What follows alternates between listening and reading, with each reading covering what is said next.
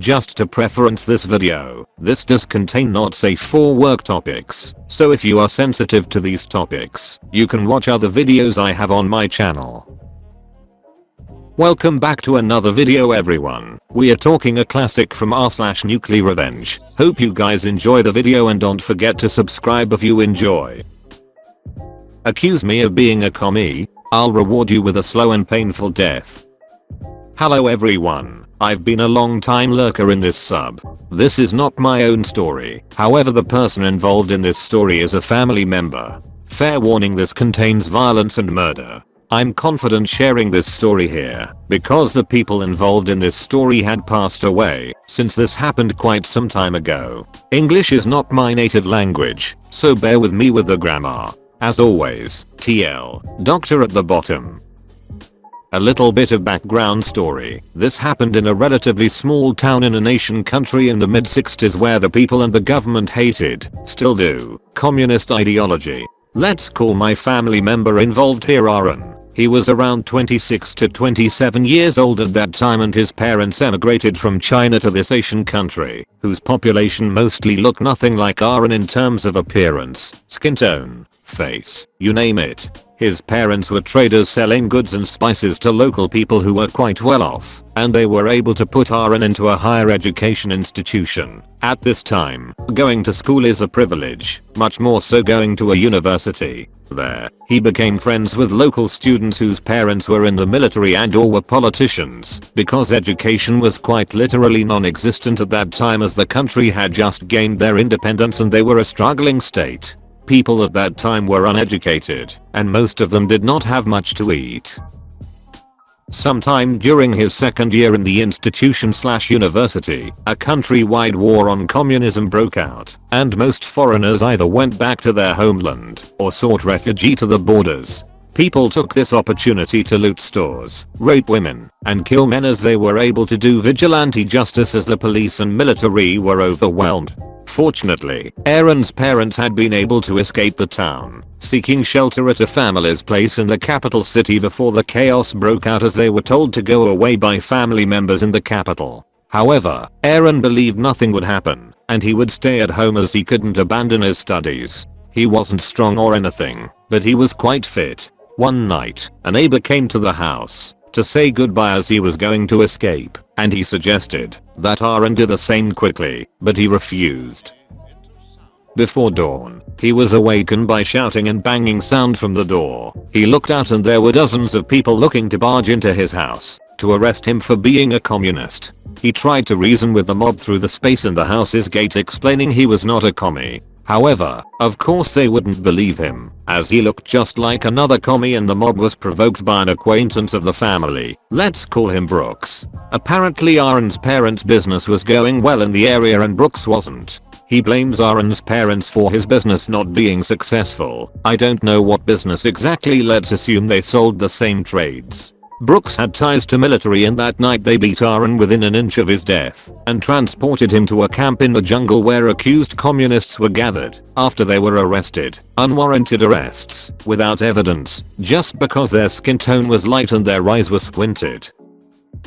At that camp, the accused communists were held for 3-4 days at most, and when they ran out of space, they would march them deeper into the jungle and dig their own graves, and then shoot them. Mass executions were common at that time as rivers would turn blood red and corpses would be left out by the road and in open fields. Corpses would be hanged off of a bridge and most of these people were not actually communists. The situation was not looking good for Aaron as he was not given anything to eat at all, and he was forced to strip naked and humiliated by Brooks and his people. At one point he was being told to march to the jungle. He thought that was the end of it. It was over. However, he was given a gun and was told to shoot his fellow inmates, wrongly accused, of course, in the head, or he was going to get a bullet himself. After days of torture both physically and mentally, he begged for them to kill him as it would be way better than to live that way. Now this is where the revenge began. Remember the local students in the university Aaron attended? Well, one of them had a dad whose position in the military was quite high up and had been acquainted with Aaron during his first 2 years in the university. Let's call him the colonel. One day, as he was checking the commie camps, he recognized Aaron. and he knew for sure Aaron was not a communist. He was furious with his subordinates officers for wrongly arresting Aaron. It turned out that Brooks was not a military member per se, as he was able to arrest people and stay at the camp because of his military friends, who are lower in rank compared to the colonel. As the colonel was rounding up the troops and investigating Aaron's wrong arrest, the Brooks military friends ratted him out as they were definitely choosing their own ass compared to Brooks. Aaron told the colonel everything from the mass executions to the torture he experienced. Brooks, being not a military member and really had no reason to be there at the camp, was scared shitless and was pleading to the colonel not to kill him, saying that he had a family, the usual stuff.